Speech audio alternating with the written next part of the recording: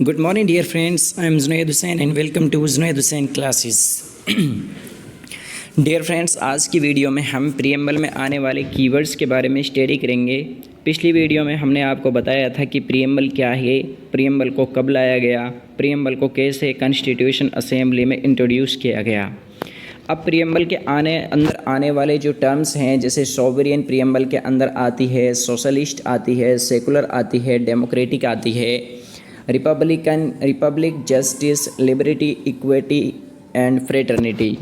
ये जो सारी की सारी टर्म्स हैं डियर फ्रेंड्स, ये प्रीएम्बल के अंदर आती हैं। सॉवरियन आता है, सोशलिस्ट आती है, सेकुलर आता है, डेमोक्रेटिक आता है, Republic, justice, liberty, equality and fraternity. All these terms comes in preamble. तो अब बारी बारी से हम इन टर्म्स को जान लेते हैं कि इन टर्म्स का मतलब क्या होता है। आगे बढ़कर देखते हैं कि हम सबसे पहली जो टर्म आती है सॉवरियन, उस सॉवरियन का मतलब क्या होता है। तो डियर फ्रेंड्स, यहाँ पर बोला गया है the word sovereign implies that India is neither dependency nor a dominion of any other nation but an independent state.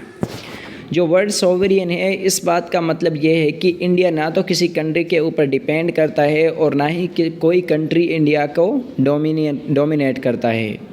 इस बात का मतलब ये हुआ कि ना तो कोई दुनिया में ऐसा देश है जो भारत के ऊपर अपना प्रभुत्व जमाता हो, और ना ही भारत किसी दूसरे के मामले में अपना इंटरफियर करता है, और ना ही भारत किसी दूसरे देश के ऊपर डिपेंड है, बल्कि यह एक ऐसा स्टेट है जो अपने आप में इंडिपेंडेंट है।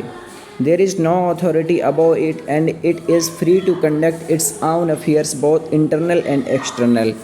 इसके ऊपर कोई अथॉरिटी नहीं है और यह अपने हर मामले खुद कर सकता है, चाहे वो इसके इंटरनल मामले हों, चाहे वो इसके एक्सटर्नल मामले हों। Though in 1948 India declared the constitution of her full membership of Commonwealth of Nations and accepted the British Crown as the head of Commonwealth, this extra constitutional declaration does not affect India's sovereignty in any manner. तो dear friends, क्या हुआ, India ने 1949 ईस्वी में Commonwealth जो Nations थे उनको join किया था, और राष्ट्रमंडल जो देशों की अध्यक्षता करता था उस टाइम पर वो ब्रिटेन करता था। लेकिन इस बात का मतलब ये नहीं था कि इंडिया ब्रिटेन के अंदर चला गया है या फिर इंडिया ब्रिटेन की बातों को पूरी तरह से मानेगा। इस बात का मतलब ये है कि चाहे भले ही इंडिया ने कॉमनवेल्थ नेशंस को ज्वाइन कर लिया था, लेकिन फिर भी इंडिया अपने डिसीजंस के लिए पूरी तरह से स्वतंत्र था। वो अपने इंटरनल और एक्सटर्नल अफेयर्स के डिसीजन खुद ले सकता था। ठीक इसी तरह से जब इंडिया ने यूएनओ की मेंबरशिप को ज्वाइन किया, तब भी जो इंडिया की सॉवरेनिटी थी उस पर इसका कोई प्रकार का प्रभाव नहीं पड़ा। इस बात का मतलब ये हुआ कि इंडिया अपने डिसीजंस, इंटरनल डिसीजंस और एक्सटर्नल डिसीजंस लेने के लिए पूरी तरह से फ्री था। Being a sovereign state, India can either acquire a foreign territory और cede a part of its territory in favour of the foreign state. एक फॉरेन स्टेट होने की वजह से इंडिया किसी भी फॉरेन टेरिटरी, किसी भी देश के हिस्से को अपने कब्जे में ले सकता है और किसी दूसरे देश को अपने देश का कोई भी हिस्सा दे भी सकता है। अब देखते हैं हम अगली जो टर्म आती है सोशलिस्ट। तो डियर फ्रेंड्स, सोशलिस्ट का मतलब क्या होता है।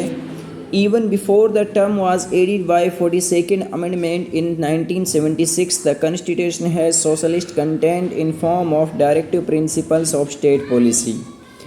हालांकि सोशलिस्ट जो टर्म है इसको 42वें संविधान संशोधन 1976 के द्वारा जोड़ा गया था, लेकिन फिर भी इससे पहले संविधान में directive principles of state policy के फॉर्मेट में जो सोशलिस्ट था पहले से ही मौजूद था। In other words, what was hitherto implicit in constitution has been now made explicit. Moreover, Congress party itself adopted a resolution to establish a socialist patron of society in its awardee session as early in 1955 and took measures accordingly.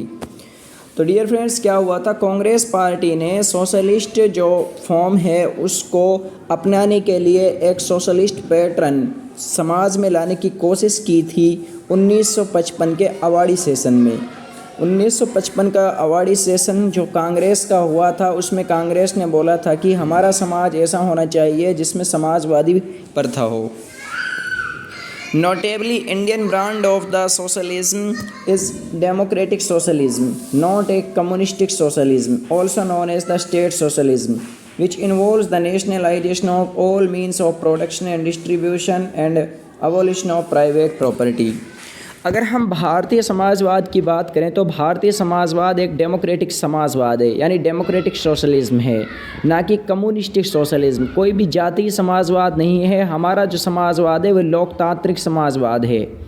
लोकतांत्रिक समाजवाद का मतलब यह होता है कि देश में जितना भी प्रोडक्शन हो रहा है, देश से जितनी भी चीज़ें बन रही हैं, और उन चीज़ों को सभी लोगों के बीच में डिस्ट्रीब्यूट करना बराबर बराबर हिस्से में। और जितनी भी जो प्राइवेट प्रॉपर्टी हैं उनको बढ़ावा ना दे करके गवर्नमेंट की जो स्कीम है उनको बढ़ावा देना, सभी लोगों के लिए बराबर का प्रोडक्शन और बराबर का डिस्ट्रीब्यूशन करना, ये मतलब है डेमोक्रेटिक सोशलिज्म का। तो हमारा जो इंडियन कॉन्स्टिट्यूशन है वो डेमोक्रेटिक सोशलिज्म को बढ़ावा देता है, ना कि कम्युनिस्टिक सोशलिज्म को। आगे देख लेते हैं। Democratic socialism on the other hand holds the faith in a mixed economy where both public and private sectors coexist side by side. हमारे इंडियन कॉन्स्टिट्यूशन में डेमोक्रेटिक सोशलिज्म को बढ़ावा दिया गया है। दूसरी ओर मिक्स्ड इकोनॉमी की बात भी कही गई है, जहां पर पब्लिक सेक्टर और private sector side by side चलते रहते हैं। इसीलिए हमारे जो कंट्री की जो इकोनॉमी है उसको मिक्स्ड इकोनॉमी बोला जाता है, क्योंकि हमारे यहाँ पर पब्लिक सेक्टर और प्राइवेट सेक्टर दोनों मिलकर एक साथ चलते हैं। As the Supreme Court says, democratic socialism aims to end the poverty, ignorance, disease, inequality of the opportunity. जैसा कि सुप्रीम कोर्ट कहती है कि डेमोक्रेटिक सोशलिज्म का जो एम है वो गरीबी को कम करना है, इग्नोरेंस को कम करना है, जितने भी रोग हैं, परेशानियां हैं, लोगों को अपॉर्चुनिटीज़ नहीं मिल रही हैं, इन सारी चीज़ों को ख़त्म करने के लिए डेमोक्रेटिक सोशलिज्म लाया गया।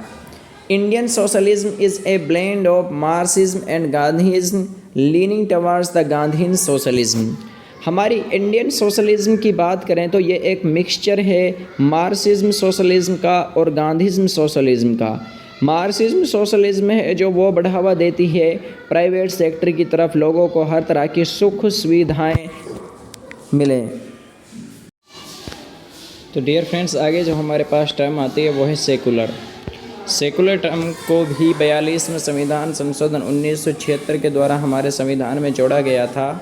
However, as the Supreme Court said in 1974, although the word secular state were not expressly mentioned in the Constitution, there can no doubt that Constitution makers wanted to establish such a state. इसी तरह से secular term को भी 42वें संविधान संशोधन 1976 के तहत हमारे संविधान में जोड़ा गया।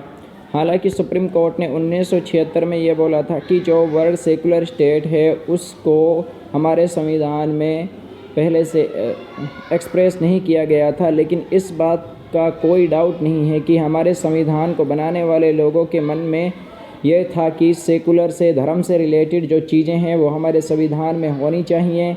इसीलिए आर्टिकल 25 से लेकर आर्टिकल 28 तक सेकुलर जो टर्म्स है, सेकुलरिटी है जो, उसको शामिल किया गया हमारे फंडामेंटल राइट्स में, जहाँ पर सभी धर्मों को बराबर का दर्जा दिया गया, फ्रीडम ऑफ रिलीजन दिया गया, आर्टिकल 25 से लेकर आर्टिकल 28 तक।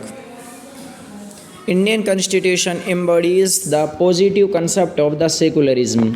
जो हमारा भारतीय संविधान है वो पॉजिटिव कंसेप्ट देता है सेकुलरिज्म का, और सभी धर्मों को बराबर का बढ़ावा देता है, सभी धर्मों को बराबर की इज्जत देता है। हमारे भारतीय जो संविधान है उसमें इंडियन सेकुलरिज्म का मतलब है कि चाहे कोई भी धर्म हो उसको बराबर का दर्जा दिया जाए, बराबर की रिस्पेक्ट दी जाए, बराबर की इज्जत दी जाए, और हमारे इंडिया का कोई भी नेशनल रिलीजन नहीं है। अगर हम बात करें वेस्टर्न कंसेप्ट ऑफ सेकुलरिज्म की, तो वेस्टर्न कंसेप्ट ऑफ सेकुलरिज्म में यह होता है कि वहाँ पर जो स्टेट है और जो रिलीजन है वह दोनों एक दूसरे के मामले में इंटरफियर नहीं करेंगे। State and religion can't interfere the affairs of each other. तो वहाँ पर इस बात का ये मतलब था। आगे देखते हैं कि डेमोक्रेटिक मतलब क्या होता है। तो डियर फ्रेंड्स, डेमोक्रेटिक का मतलब क्या होता है। A democratic polity as stipulated as stipulated in the preamble is based on the doctrine of popular sovereignty, that is the possession of supreme power by the people। तो dear friends, democratic polity का जैसा कि preamble में दिखाया गया है कि ये लोगों की सवर्निटी के ऊपर डिपेंड करता है, और सवर्निटी का किसके हाथ में होती है? लोगों के हाथों में होती है। डियर फ्रेंड्स, डेमोक्रेसी होती है कितने टाइप की होती है? तो डेमोक्रेसी की बात करें तो डेमोक्रेसी दो प्रकार की होती है। एक होती है डायरेक्ट डेमोक्रेसी और एक होती है indirect democracy. Indirect democracy people exercise the supreme power directly as in case of the Switzerland. तो डियर फ्रेंड्स, डायरेक्ट डेमोक्रेसी में क्या होता है? जो सबसे बड़ी पावर होती है वो लोगों के हाथों में डायरेक्ट होती है और लोग खुद ही वहाँ पर शासन करते हैं। There are the 4 devices of the direct democracy. Direct democracy के 4 डिवाइसेस होते हैं, जैसे कि रिफरेंडम होता है, इनिशिएटिव होता है, रिकॉल होता है और प्लेबिस्टिट होता है। In direct democracy on the other hand, representatives elected by the people exercise the supreme power and thus carry the government and make the laws। हालांकि इनडायरेक्ट डेमोक्रेसी में क्या होता है? लोगों के द्वारा चुने हुए प्रतिनिधि सरकार को चलाते हैं। जैसे हमारे इंडिया में क्या होता है, हम लोग अपने प्रतिनिधि, अपने कैंडिडेट को चुनते हैं, चाहे वो एमएलए हो या फिर एमपी हो। वो चुन करके लोकसभा या विधानसभा में जाता है और तब वो लोग वहाँ पर शासन करते हैं। यानी हमारे द्वारा चुने गए कैंडिडेट वहाँ पर सरकार बनाते हैं और सरकार को चलाते हैं। इस तरह की डेमोक्रेसी को कहते हैं इनडायरेक्ट डेमोक्रेसी। लेकिन डायरेक्ट डेमोक्रेसी में क्या होता है? किसी भी मुद्दे पर अगर किसी लोगों की राय चाहती होती है तो वहाँ पर एक चुनाव कराया जाता है कि सब लोगों की सहमति इस बात पर है या नहीं है। तो वहाँ पर होता है डायरेक्ट डेमोक्रेसी में इस टाइप से। आगे देख लेते हैं। Indian constitution provides for representative parliamentary democracy. जो हमारा भारतीय संविधान है, पहली बात तो वो कि वो इनडायरेक्ट डेमोक्रेसी को अपनाता है और इनडायरेक्ट डेमोक्रेसी में भी वो अपनाता है पार्लियामेंट्री डेमोक्रेसी को, under which the executive is responsible to the legislature for all its policies and actions. Indian constitution में रिप्रेजेंटेटिव पार्लियामेंट्री डेमोक्रेसी में जो एग्जीक्यूटिव होगी वो हमेशा रिस्पॉन्सिबल होगी लेजिस्लेचर के लिए, अपने हर एक एक्शंस के लिए और अपनी हर एक पॉलिसी के लिए।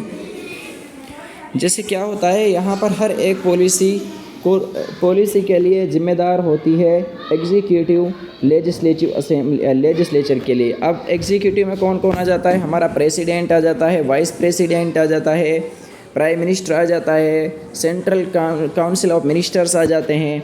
तो ये अपनी कोई भी पॉलिसी लाएंगे या कोई भी स्कीम लाएंगे, और अगर लेजिस्लेचर का कोई भी मेंबर इनसे क्वेश्चन करना चाहे तो वो क्वेश्चन कर सकता है।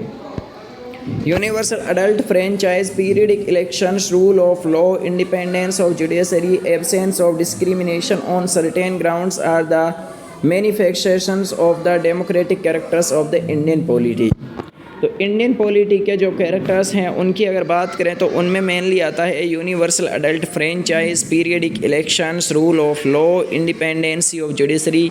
हमारे भारतीय संविधान में क्या होता है? यूनिवर्सल अडल्ट फ्रेंचाइज होते हैं, यानी यहाँ पर 18 साल से लेकर के जो भी युवा हैं उनको वोट डालने का अधिकार है। उसके बाद क्या है? पीरियडिक इलेक्शंस होते हैं, हर एक टाइम पीरियड के बाद यहाँ पर सर्टेनली इलेक्शंस होते रहते हैं। यहाँ पर क्या है? रूल ऑफ लॉ है। और यहाँ पर जो जुडिशरी है उसको अलग रखा गया है एग्जीक्यूटिव से। There is the independency of judiciary from the executive. जो कोर्ट है हमारी, जो न्यायालय है, वो अपने डिसीजंस के लिए पूरी तरह से स्वतंत्र है। उसमें एग्जीक्यूटिव कार्यपालिका किसी तरह का कोई भी हस्तक्षेप नहीं कर सकती है। And absence of the discrimination on the certain grounds. और हमारे इंडियन कॉन्स्टिट्यूशन में कुछ जो ग्राउंड्स हैं वहाँ पर डिस्क्रिमिनेशन को मना कर दिया गया है।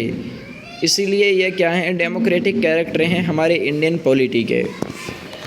The term democratic is used in preamble in broader sense, embracing not only political democracy, also the social and political democracy।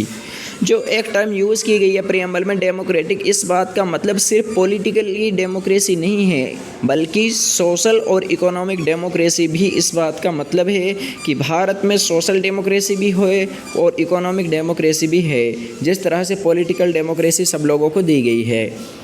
Dimension was stressed by the Dr. Bhimrao Ambedkar concluding the speech in Constituent Assembly on November 1949 in the following। तो इस बात को पुख्ता करने के लिए doctor Bhimrao Ambedkar जब speech देते हैं अपनी 25 नवंबर 1949 को कॉन्स्टिट्यूएंट असेंबली में, तो वो कहते हैं Political democracy cannot last unless there lies at the base of its social democracy.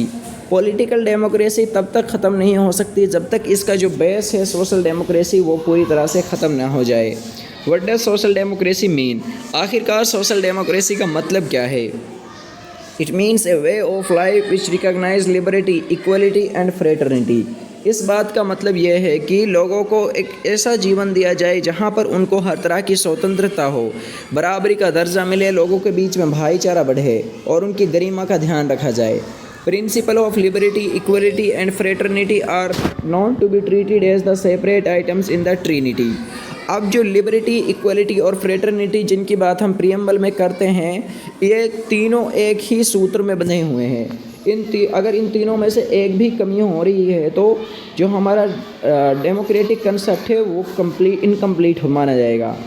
They form a union trinity in the sense that they divorce to the form from each other is to defeat the purpose of democracy.